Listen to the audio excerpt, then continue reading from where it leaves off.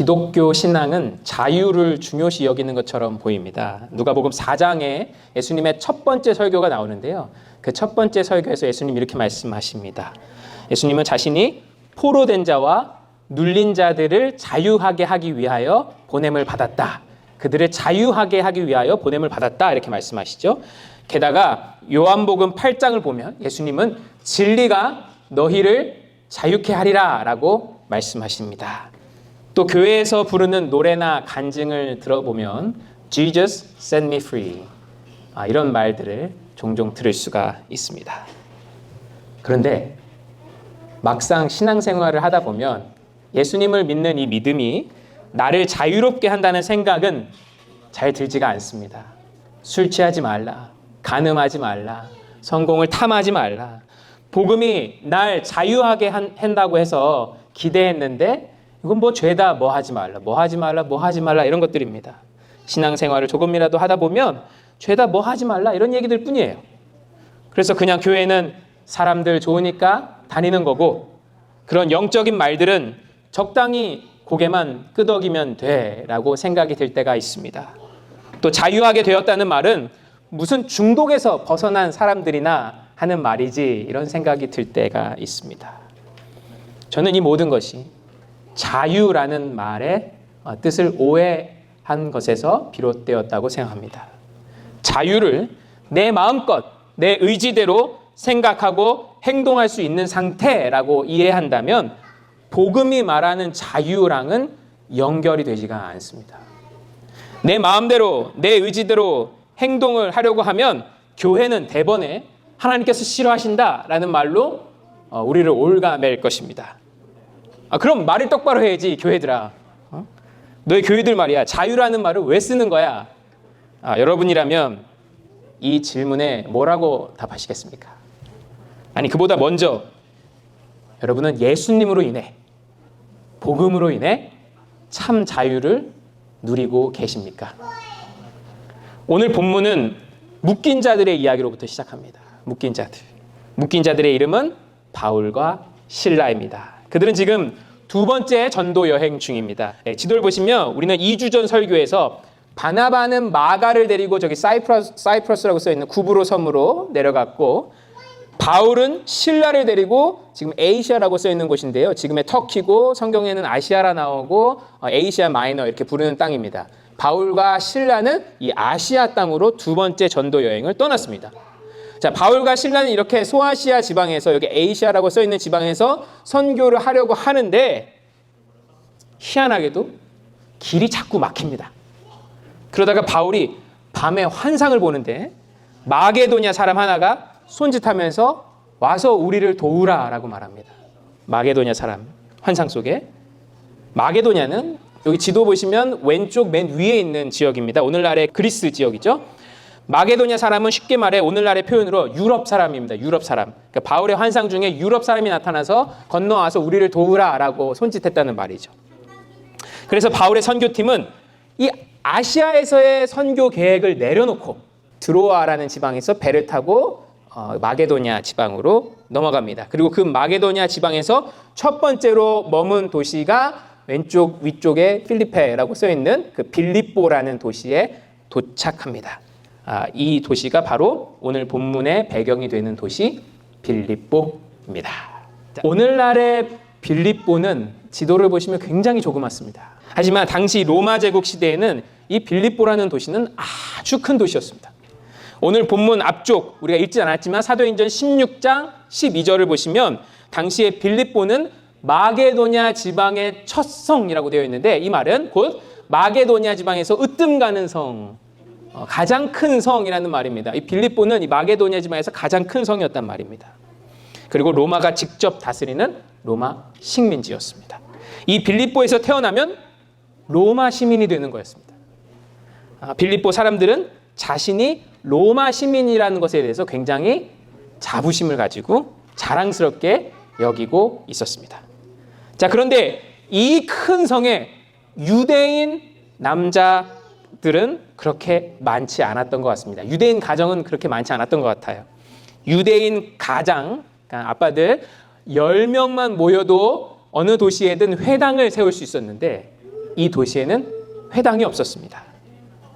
미국의 대도시에 한인들이 많이 살잖아요. 그런데 어느 대도시에 한인이 10명도 살지 않는다, 10가정도 살지 않는다 그러면 굉장히 이상하겠죠? 마찬가지입니다. 이렇게 큰 대도시에 유대인 회당이 없었다는 것은 이 도시 사람들, 빌립보 사람들의 성격을 잘 말해줍니다. 어디에서도 잘 적응하는 유대인들마저 이곳에는 적응할 수 없었던 거죠. 정착하기 힘든 배타적인, 남을 밀어내는, 이방인들을 밀어내는 그런 도시였단 말입니다. 자, 그러다 보니 바울의 선교팀도 이 도시에서 별로 할 수 있는 게 없었습니다. 그냥 며칠을 그 도시에 살면서 호텔에서 잠만 잤습니다. 호텔비만 나가는 상황이죠. 그러다가 선교팀은 기도할 곳이 있을까 하여 강가로 나아갔습니다.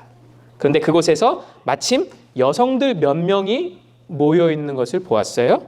바울은 그들에게 예수 그리스도의 복음을 전했습니다. 그랬더니 하나님께서 그들 중 한 사람인 루디아라는 사람의 마음을 열어주셨고 그리스도의 복음을 받아들이게 하셨습니다. 루디아라는 여인은 자주색 옷감, 퍼프, 그러니까 그 자주색 옷감을 파는 상인이었어요. 당시에 자주색 옷감은 귀하고 또 귀족들만 쓰는 그런 옷감이었기 때문에 아주 비싼 값에 팔렸습니다. 오늘날로 말하면 루디아는 명품 브랜드 회사의 여성 CEO 되는 사람이었습니다. 그는 빌립보 출신의 여인은 아니었지만 빌립보에 무역을 오랫동안 했고 또 빌립보의 집을 가지고 있는 빌립보 시민이었습니다. 자, 그런 루디아의 마음을 하나님께서 열어주셨고 그녀와 그녀의 집 모두는 예수 그리스도의 복음을 받아들이고 세례를 받았습니다. 그리고 루디아는 바울의 선교팀이 이 도시에서 오랫동안 머무를 수 있도록 자신의 집을 열어주었습니다. 선교팀 입장에서 빌립보는 그냥 잠깐 있다가 지나갈 수 있는 도시였는데 루디아의 헌신으로 바울은 빌립보에 오래 머물면서 복음을 전할 수 있게 되었습니다. 그리고 루디아의 집은 교회의 모임 장소로도 사용이 되었습니다. 자, 그러던 어느 날이었습니다. 그날도 바울의 선교팀은 기도하고 말씀을 전하기 위해 강가로 가는 중이었습니다. 그런데 어떤 여종 하나가 그 바울의 선교팀을 졸졸 따라오며 크게 외치며 소리 지르는 겁니다. 그 여종은 16절에 의하면 먼저 점치는 귀신 들린 여종이었습니다. 그 여종은 16절에 의하면 점치는 귀신 들린 여종이었는데 이 여종의 주인들은 이 여종으로 말미암아 수입을 꽤나 올리고 있었습니다. 그들의 비즈니스 모델은 이런 것이었는데요. 이 종이 귀신의 힘으로 여러 사람들에게 포춘 텔링을 해주면 그 수입을 주인들이 갖는 것이었습니다. 주인이 여럿 있다라는 말에서 이 여인의 불행함이 너무나 잘 느껴지죠.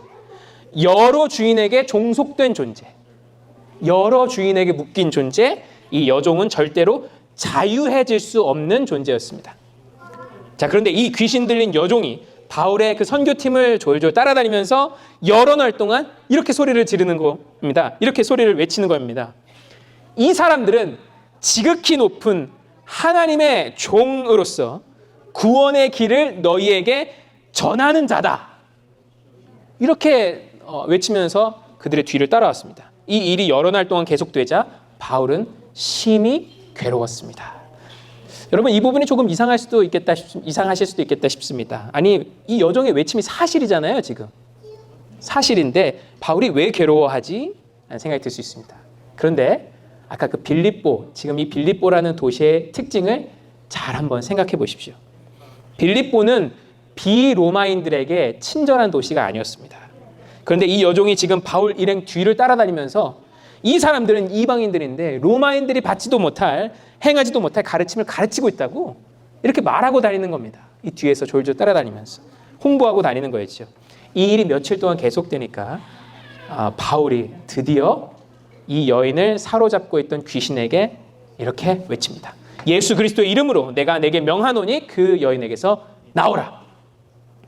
그러자 그 귀신이 그 여인에게서 즉시 나왔고 여인은 다시 정상적인 사람이 되었습니다. 바울이 왜 처음부터 이 여종에게서 귀신을 쫓아내지 않았을까 이런 생각이 들 수 있습니다. 아마도 하나님께서는 바울에게 며칠 동안을 기다리게 하셨던 것 같아요. 그러다가 하나님께서 사인을 주셨고 바울이 그 여종을 붙들고 있던 귀신을 쫓아낸 것이죠. 이 능력이 바울에게서 나온 것이 아니라 하나님에게서 나온 것임을 생각한다면 충분히 추측할 수 있는 그런 생각입니다. 자, 그런데 문제는 여기서부터였습니다.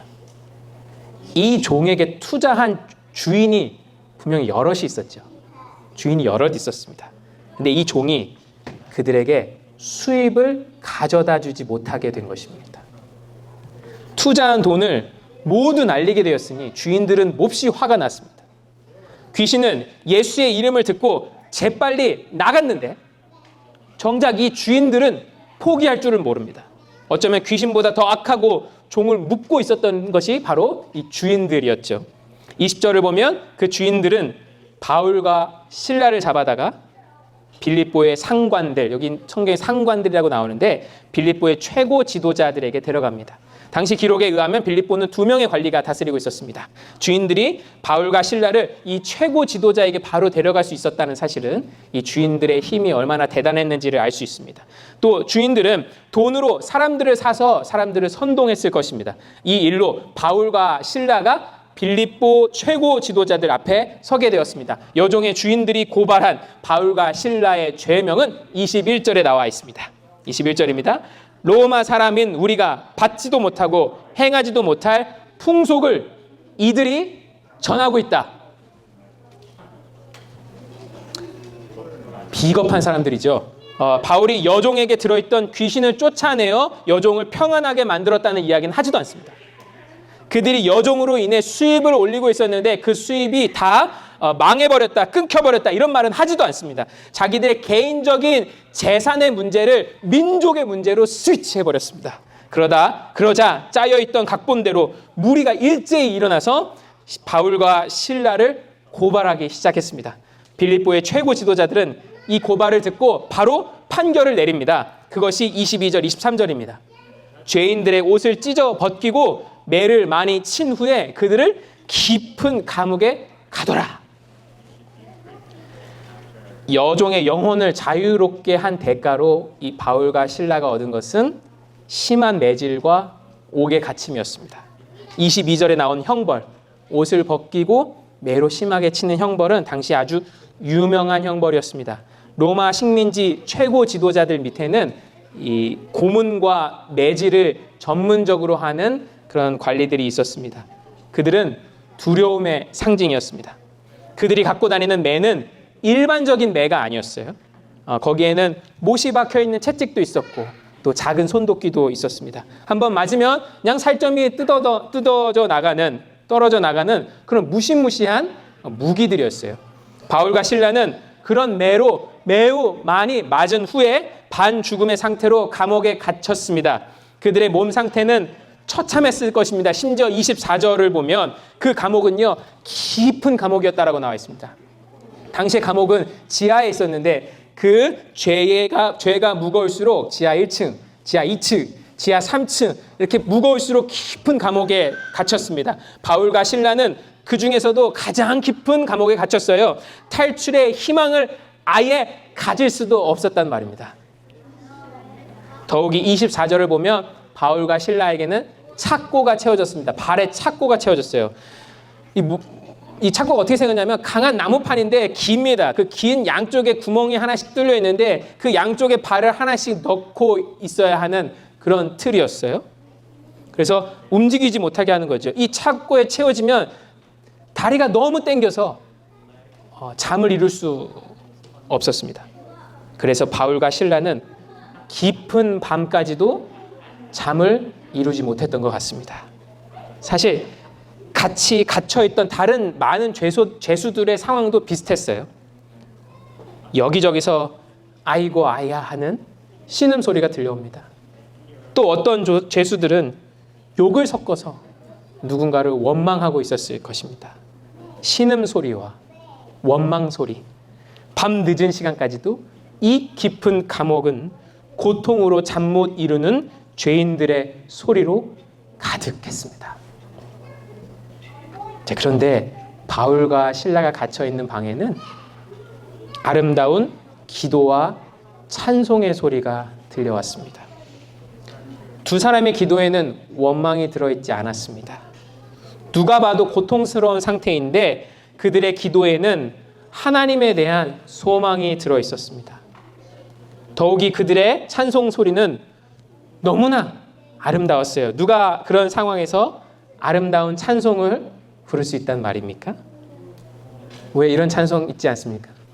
주님을 찬송하면서 할렐루야 할렐루야 내 앞길 멀고 험해도 나 주님만 찬양하리. 내 앞길 멀고 험해도 난 주님만 따라가겠다. 앞길이 멀고 험한 상황에서 어찌 그런 노래를 부를 수 있단 말입니까? 그런데 이 기도와 노래 소리를 거기 있던 죄수들도 같이 들었습니다. 이 기도와 찬송을 죄수들이 들었다는 말은 너무나 인상 깊습니다. 간수, 제일러는 자고 있었어요. 자유로운 사람은 자고 있었습니다.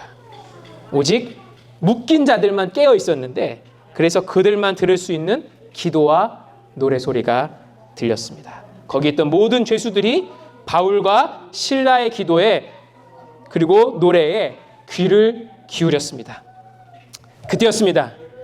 25절을 보니까 갑자기 큰 지진이 나더니 이 옥토가 움직이고 감옥의 문이 열리고 사람들을 붙잡고 있던 그 착고가 모두 풀렸습니다. 25절은 이상한 말씀입니다. 당시 건축 기술에서 지진이 나면 지하 감옥이 남아날 수 있었겠습니까? 지진이 나면 만약 25절이 이렇게 써 있었으면 이해가 되는 말씀이었을 것입니다. 지진이 나서 기둥이 무너지고 흙이 사람들을 덮었다라고 하면 이해를 할 수 있겠어요. 근데 25절 뭐라고 나와 있습니까? 이 지진은 마치 뚜렷한 목적을 가지고 움직인 것처럼 되어 있습니다. 오직 감옥의 문만 열렸고 사람들이 사고 있던 그 착고만 풀어졌단 말입니다. 자, 이 장면을 영화와 같이 한번 상상을 해보십시오. 이상한 지진이지만 어쨌든 지진이 나서 감옥 문이 열렸고 죄수들이 메고 있던 모든 착고가 부서지거나 풀려졌습니다. 죄수들에게 기대되는 행동은 1번 이 무슨 일이지? 어리둥절하다가 2번 뭐죠? 도망치는 거죠. 도망치는. 자, 그런데 그들은 움직이지 않았습니다. 그들은 바울과 실라의 기도와 찬송 소리를 들을 때부터 어떤 거대한 영적인 힘을 느끼고 있었습니다. 그리고 이어진 지진으로 인해 이 상황이 전혀 평범하지 않다는 사실을 깨닫게 되었습니다. 그걸 느끼고 있었죠. 바울과 실라, 무엇보다 중요한 것은 바울과 실라도 도망치지 않았습니다. 도망쳐야 하는 상황인데 도망치지 않았습니다. 누가 봐도 자유롭게 된 상황인데 도망치지 않았어요. 자유를 누리지 않았습니다. 그때 자고 있던 간수가 일어났습니다. 당시 로마 식민지의 간수는 보통 퇴역 군인들, retired officer가 많이 맡았습니다. 뼛속까지 군인 정신을 가지고 있었던 사람들이란 말입니다. 그 간수들은. 근데 당시에 죄수가 도망을 가면 간수는 죽음을 면할 수 없었습니다. 죽음을 맞이해야 했죠. 명예롭지 못하게 죽어야 했습니다. 간수가 지진 때문에 일어나 보니 감옥의 문이 다 열려 있고 죄수들을 묶고 있던 착고들이 다 풀려서 여기저기 나뒹굴고 있는 겁니다. 간수는 이것을 보자마자 죄수들이 모두 도망쳤다라고 생각했습니다. 그러자 그는 칼을 빼어 스스로 목숨을 끊으려고 했습니다. 어차피 명예롭지 못하게 죽을 바에야 스스로 명예롭게 죽어야겠다라고 생각했습니다. 뼛속까지 군인 정신을 가지고 있는 거죠. 그때 어디선가 그 간수를 보고 있던 바울의 외침이 들려옵니다.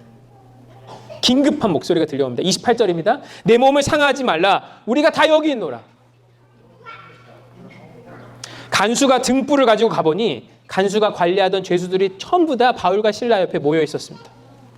그들은 자유롭게 된 상태지만 도망치지 않았고 간수를 기다리고 있었습니다. 간수는 바울과 실라 앞에 엎드렸습니다. 그리고 어떻게 하여야 구원을 얻을지를 묻습니다. 참으로 아이러니한 장면이 아닐 수가 없습니다. 간수는 누가 봐도 자유인입니다. 그는 어디로부터든 건짐을 받을 필요가 없는 사람입니다. 어떻게 하면 구원을 받을 수 있습니까? 라고 물었는데 다시 말하면 어떻게 하면 건짐을 받을 수 있습니까? 라는 질문입니다. 근데 그는 자유인이었기 때문에 어디서도 건짐을 받을 필요가 없는 사람이었어요. 근데 그 자유인이 오히려 방금까지 묶여있던 바울과 실라 앞에 엎드려서 이렇게 묻는 것입니다. 선생들이요, 어떻게 하면 건짐을 받을 수 있습니까? 어떻게 하면 구원을 받을 수 있습니까? 이 말에 대한 바울의 대답이 우리가 잘 아는 말씀, 바로 31절의 말씀입니다. 이르되 주 예수를 믿으라. 그리하면 너와 내 집이 구원을 받으리라. 이 말씀을 듣고 간수와 그 가족은 다 세례를 받았고 또 하나님을 믿음으로 크게 기뻐했습니다. 재밌게도 사도행전 16장 마게도냐의 첫 성 빌립보에서 있었던 모든 이 에피소드, 세 가지 에피소드는 모두 열림, 풀림, 자유하게 됨이라는 주제와 연관되어 있습니다. 빌립보 선교는 하나님께서 루디아의 마음을 열어주심으로써 시작이 되었습니다. 이에 루디아는 자신의 집을 선교팀에게 열어주었어요. 그들이 숙소로 쓸 수 있고 교회로 쓸 수 있도록, 교회 장소로 모임 장소로 쓸 수 있도록 자신의 집을 열어주었습니다. 여종 역시 바울을 통해 역사하신 예수님으로 말미암아 진정한 풀림을 경험합니다. 자유하게 됨을 경험하죠. 여종이요. 그러나 여종의 주인들은 여종이 자유케 된 것에 굉장히 분노합니다. 그리고 더 이상 이 여인을 묶을 수 없으니까 이제는 바울과 실라를 깊은 감옥 속에 묶어둡니다. 하지만 하나님은 바울과 실라가 그 감옥에 계속 갇혀있게, 묶여있게 하시지 않았습니다. 하나님은 바울과 실라를 묶고 있던 그 모든 것들을 풀어주셨습니다. 그러나 바울과 실라는 도망치지 않았죠. 그들은 자신들이 얻은 자유를 자신들의 생명을 살리는 데 사용하지 않았습니다. 오직 간수의 마음을 여는 데 사용했어요. 간수의 마음을 여는 데. 이로 인해 간수와 간수의 가족까지 구원을 얻고 그들 모두가 참 자유를 누리게 되었습니다. 자유하게 하시는 하나님의 은혜, 우리를 풀어주시는 하나님의 은혜, 이것이 오늘 본문에서 발견할 수 있는 하나님의 은혜입니다. 우리는 예수 그리스도로 인해 지금도 이 은혜를 누리며 살고 있습니다. 예수 그리스도께서 십자가 위에서 우리 죄를 대신하여 죽으심으로 우리는 우리를 묶고 있던 모든 죄의 사슬로부터 풀려나게 되었습니다. 자, 그런데 여기에서 우리가 생각해 봐야 될 문제가 있습니다. 그렇다면 하나님의 은혜로 풀려난 우리는 완전히 자유로운가? 하나님의 은혜로 완전히 풀려난 우리는 완전히 자유로운가? 라는 질문입니다. 이 질문 조금 바꿔볼까요? 자, 바꿔볼게요. 인간은 완전히 자유로울 수 있는가? 라는 질문 생각해 볼까요? 인간은 완전히 자유로울 수 있는가? 여러분은 이 질문에 어떻게 답하시겠습니까? 인간은 완전히 자유로울 수 있습니까? 인간은 절대로 완전히 자유로울 수 없습니다. 자, 잘 들으셔야 됩니다. 조금 어려울 수 있어요. 먼저 인간은 함께 사는 존재예요. 함께 사는 존재. 함께 산다는 것은 서로 지켜야 할 무엇인가 있다는 겁니다. 서로 지켜야 할. 저는 아무리 더워도 여러분 앞에서 옷을 다 벗지 않을 겁니다. 자, 그렇다면 저는 완전히 자유로운 존재입니까? 자, 그럼 무인도에 들어가서 혼자 살면 되지, 이렇게 생각하실 수 있겠습니다. 그럼 자유로워질 수 있을까요? 아닙니다. 인간은 육체를 가진 존재입니다. 한계가, limitation, restriction이 반드시 존재해요. 우리는 날씨가 추우면 어떻게 되죠? 덜덜덜덜 떱니다. 우리는 한계가 있어요. 우리는 밥을 못 먹으면 배가 고픕니다. 우리는 한계가 있어요. 우리는 부자유해요. 우리는 토론토에 내 친구가 있어서 지금 당장 보고 싶지만 지금 당장 거기 있을 수 있는 존재가 아니에요. 그러고 보면 인간은 참으로 자유로운 존재가 아닙니다. 절대로 자유로운 존재가 아니에요.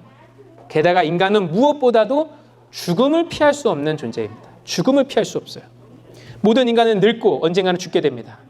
인간이 완전히 자유로울 수 있다면 이런 사회적 한계나 육체적 한계, 죽음의 한계로부터도 자유로울 수 있어야 되는 거 아닙니까? 인간이 완전히 자유로울 수 있다면 이런 모든 한계들에서부터도 자유로워야 하는 거 아닙니까? 그런데 그렇지 못하죠. 인간은 절대로 모든 것으로부터 완전히 자유해질 수 있는 존재가 아닙니다. 인간은 절대로 모든 것으로부터 자유해질 수 있는 존재가 아니에요. 자, 따라서 하나님의 은혜로 말미암아 자유하게 되었다라는 말은 모든 것으로부터 자유롭게 되었다는 말이 아닙니다. 이제 내 마음대로 살아도 된다는 말이 아니에요. 누군가 교회요, 왜 자꾸 나에게 이런 거 저런 거 하지 말라고 합니까? 난 자유로워진 사람입니다. 난 자유로운 사람입니다. 라고 말한다면 그 사람은 복음이 말하는 자유와 세상이 말하고 있는 자유를 오해하고 있는 것입니다. 복음이 말하는 자유, 예수님께서 말씀하신 자유는 아무런 한계가 없는 상태가 아닙니다. 내 마음대로 살 수 있는 상태를 말하는 게 아니에요. 왜냐하면 아까도 말씀드렸지만 인간은 본질적으로 완전한 자유를 얻을 수 없기 때문입니다. 인간은 본질적으로 완전한 자유를 얻을 수 없어요. 자, 그렇다면 복음이 말하는 자유란 내 마음대로 하는 자유가 아니라 오히려 나를 살리는 대상으로의 종속을 말합니다. 나를 살리는 대상으로의 종속. 복음이 말하는 자유란 나를 죽이는 대상으로부터의 자유. 나를 죽이는 것들로부터의 자유이면서 동시에 나를 살리는 것으로의 종속입니다. 다시 한번 말씀드릴게요. 나를 죽이는 것으로부터의 자유함이지만 동시에 나를 살리는 것으로의 종속입니다. 종속. 설교가 좀 어려워진 것 같으니까 쉽게 예를 들어보겠습니다. 여러분, 결혼을 왜 합니까? 한 남자, 한 여자만 사랑한다는 것은 얼마나 자유롭지 못한 일입니까? 게다가 아이라도 생각해 보십시오. 아이라도 생겨 보십시오. 결혼해서 엄마가 된다는 것, 아빠가 된다는 것은 얼마나 자유롭지 못한 일입니까? 저기 뒤에 계신 분들을 보십시오. 얼마나 자유롭지 못한 일들입니까? 우리 아이들을 돌보며 예배를 드리고 계신 모든 부모님들을 생각해 보십시오. 결혼을 해서 아이를 낳고 키운다는 것은 얼마나 자유롭지 못한 일입니까? 그런데 결혼을 하면 무엇으로부터 자유로워지죠? 외로움으로부터 자유해집니다. 이거 되게 성경적인 말입니다. 하나님께서 아담을 창조하시고 이렇게 말씀하셨습니다. 사람이 혼자 사는 것이 좋지 아니하니 내가 그를 위하여 돕는 배필을 지으리라. 우리 하나님께서 혼자 있는 아담을 보니 그 외로움이 느껴지셨던 겁니다. 그래서 결혼을 만드셨어요. 결혼은 인간의 타락 후에 만들어진 제도가 아니라 그 전에, 인간의 타락 전에 이미 하나님께서 만들어 두신 제도입니다. 다만 독신의 은사는 좀 다른 차원의 이야기예요. 오늘은 거기까지는 다루지 않겠습니다. 아무튼 결혼을 하면 외로움으로부터 자유해집니다. 결혼을 하면 외로움으로부터 자유해져요. 자, 그렇다면 결혼이 모든 것으로부터 우리를 자유하게 할까요? 결혼이 우리를 모든 것으로부터 우리를 자유하게 합니까? 아닙니다. 외로움으로부터는 자유해지만 동시에 또 다른 가능성으로부터는 자유해지지가 않습니다. 또 다른 가능성이 뭐가 있죠? 이 남자보다, 이 여자보다 나를 더 기쁘게 해줄 남자나 여자를 만날 가능성. 그 가능성으로부터는 자유로워지지가 않죠. 그 가능성은 이제 덮어두는 겁니다. 거기에는 그냥 내가 따르지 않고 내가 이 한 사람에게 종속되기로 하는 것입니다. 그런 면에서 결혼은 우리에게 완전한 자유를 주는 제도가 아니죠. 하지만 그것을 왜 선하다고 말할 수 있습니까? 왜 선하다고 우리가 말합니까? 외로움이라는 나를 묶고 있는 것으로부터 자유해지지만 동시에 나를 사랑하는 대상, 또 나를 사랑하는 신실한 관계에 종속되는 것이 나에게 참된 행복을 가져다 주기 때문입니다. 그것이 나를 살리기 때문입니다. 그것이 나에게 참된 행복을 가져다 주기 때문이죠. 그래서 한국의 김종서라는 가수가 이런 이름의 노래를 부른 거 아닙니까? 아름다운 구속. 네, 사랑은 아름다운 구속이다. 이런 말 아닙니까? 가사를 들어보면 휴일에 해야 할 일들이 생겼다면 엄청 좋아하고 있습니다. 그거 구속 아닙니까? 즉 결혼이란 외로움으로부터는 자유해지는 것이지만 동시에 한 사람에게 종속되는 것인데 이것이 왜 선하냐면 이 관계가 나를 살리고 나를 행복하게 만드는 것이기 때문입니다. 다시 말해 인간에게 완전한 자유는 없어요. 인간은 무엇으로부터 자유할 수는 있지만 동시에 무엇인가에 반드시 종속되어야 하는 존재입니다. 인간은 어딘가로부터 자유로울 수는 있지만 반드시 무엇인가에 종속되어야 해요. 자, 그렇다면 우리가 무엇에 종속될 것이냐가 바로 복음이 말하는 자유입니다. 하나님은 우리를 자유하게 하시는 분입니다라는 말도 하나님께서 우리에게 완전한 자유를 주신다는 말이 아니에요. 오히려 나를 묶고 있던 모든 것들, 나를 죽이는 모든 것들로부터는 자유하게 되지만 나를 사랑하시고 나를 살리시는 하나님께는 내가 종속되는 것, 그것을 말합니다. 그러니까 왜 기독교 신앙은 이것도 못하게 하고 저것도 못하게 하고, 그렇게 잘못된 건 있어요. 그 부분이 잘못된 거 있어요. 하지만 복음은 나를 죽이는 것들로부터 자유해져서 오직 하나님께 종속되라는 초청이에요. 나를 죽이는 것들로부터 자유해져서 나를 살리는 것, 내 하나님, 내 아버지 하나님으로 종속되라는 초청입니다. 복음이 말하는 자유는 그거예요. 그게 왜 좋냐면 하나님은 우리를 살리시는 분이기 때문입니다. 우리를 참으로 사랑하시는 분이기 때문입니다. 예수 그리스도의 십자가를 보십시오. 하나님께서 우리를 위하여 자기 외아들을 십자가에 못 박으시기까지 우리를 위하여 무엇을 하셨나를 보십시오. 그러면 내가 무엇에 종속되는 것이 참으로 사는 일인지, 내가 무엇에 어떤 관계에 종속되는 것이 참으로 사는 일인지를 알게 될 것입니다. 그렇습니다. 종종 이렇게 고백하는 사람들을, 멋진 사람들을 봅니다. 예수님을 믿으며 많은 것들로부터 자유해졌습니다. 실제로 그들의 삶을 보면 과도한 욕심과 집착으로부터 자유해지고 있음을, 퍼펙트하진 않죠. 하지만 자유해지고 있음을 봅니다. 그런데 세상의 눈으로 보면 그런 사람들은 별로 매력적인 삶을 살고 있는 사람들이 아닙니다. 남들이 자유롭게 돈을 쌓아갈 때 그들은 돈을 벌어 이웃을 위해 자신의 것을 흘러내보냅니다. 남들이 자유롭게 자기만을 위해서 시간을 쓸 때 시간을 막 아껴서 자유롭게 자신을 위해서 써요. 그런데 아까 말한 그들은 시간을 아껴 써서 다른 사람을 위해 그 시간을 쓰고 또 하나님을 더 알아가기 위해 그 시간을 씁니다. 세상은 말합니다. 그게 뭐가 자유로워? 야, 그렇게 사는 게 뭐가 자유로워? 라고 말합니다. 그런데 아까 그 멋진 사람들이 이렇게 말합니다. 내가 그분의 은혜로 건짐을 받았으니까 하나님이 좋아하시는 것이 내가 좋아하는 것이 되고 하나님이 싫어하는 것이 내가 싫어하는 것이 돼. 그런 하나님께 종속되는 것이 나에게는 참 자유다. 그런 하나님께 종속되는 것이 나에게 참 자유다. 우리는 그런 사람들을 예수 믿고 변화된 사람들, 세상으로부터 풀림을 받은 사람들, 바로 그리스도인이라고 부릅니다. 오늘 본문에 묶인 자들이 그랬어요. 지진이 일어나자 그들이 갇혀있던 감옥 문이 열리고 착고가 풀렸습니다. 하지만 그들은 도망치지 않았어요. 왜냐하면 그들은 감옥이나 착고에 묶인 사람들이 아니라 하나님께 묶인 사람들이었거든요. 또 기꺼이 간수의 회심을 위하여 묶인 자가 되려고 했던 사람들입니다. 마치 우리가 교회에서 서로를 섬기는 것처럼요. 그럴 필요 없는데 자신의 것을 사용하여 섬기는 사람들. 그럴 필요 없는데 자신의 것을 사용하여 섬기는 사람들.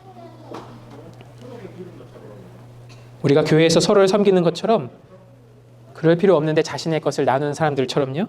그들은 자신에게 주어진 자유를 오직 간수에게 복음을 전하기 위하여 사용했어요. 그 자유를 누군가를 살리기 위하여 사용했단 말입니다.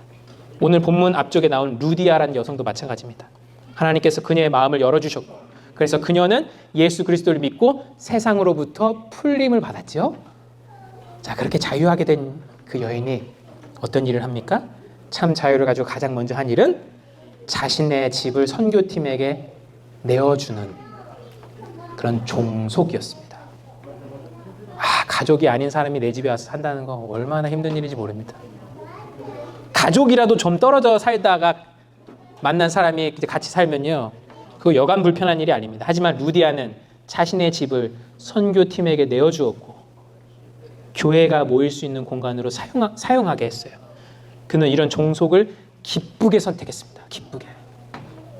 말씀을 마치겠습니다. 하나님은 분명 우리를 자유롭게 하시는 분이시죠. 그러나 그 자유는 우리 마음대로 할 수 있는 자유를 말하는 게 아닙니다. 인간은 본질적으로 그렇게 자유롭게 살 수 있는 사람이 아니에요. 존재가 아니에요. 복음이 말하는 자유는 나를 죽이는 것으로부터의 자유함이면서 동시에 나를 살리는 것으로의 종속입니다. 나를 살리는 것으로서의 종속. 하나님께로의 종속. 나를 살리시는 하나님께로의 종속. 그 종속에 대한 초대가 바로 복음이 말하는 자유예요. 자유. 인간은 완전히 자유로울 수 없는 존재입니다. 반드시 무엇인가에 종속될 수밖에 없고 무엇인가에 의존될 수밖에 없는 존재예요. 자, 그렇다면 여러분은 무엇에 종속되시겠습니까? 잠깐 우리에게 영광을 줄 수 있는 것들, 우리에게 영광을 줄 수 있는 것처럼 보이는, 잠깐 우리에게 영광을 줄 수 있는 것들처럼 보이는 것에 종속되시겠습니까? 아니면 우리에게 영원한 생명을 주시고 참 생명을 주시는 하나님께 종속되시겠습니까? 하나님, 당신께 종속되고 싶습니다. 하나님, 예수 그리스도의 십자가를 보며 당신은 나를 사랑하신다는 분이라는 사실을 알게 되었으니, 또 믿게 되었으니 당신께 종속되고 싶습니다. 당신은 나를 살리시는 분임을 고백합니다. 더 이상 저는 저를 죽이는 것들에 종속되지 않고 당신께, 나를 살리시는 당신께 완전히 종속되고 싶습니다. 나를 잡고 있던 감옥문이 열리고 나를 묶고 있던 착고가 풀려도 나는 항상 당신의 곁에 잠잠히 있고 싶습니다.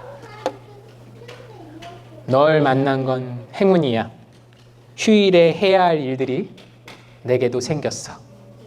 아까 그 아름다운 구속이라는 노래의 가사 중에 나오는 부분이죠. 이걸 이렇게 고쳐봤습니다. 하나님, 저를 건져주셔서 감사합니다. 하나님, 주일에 해야 할 일들이 제게도 생기게 하셔서 감사합니다. 하나님, 당신을 사랑하기에 이 땅에서 하고 싶은 일들이 생기게 하셔서 감사합니다. 하나님, 나는 당신에게 종속되고 싶습니다. 내가 연약해질 때마다 저를, 또 우리를 도와주세요. 함께 기도하겠습니다.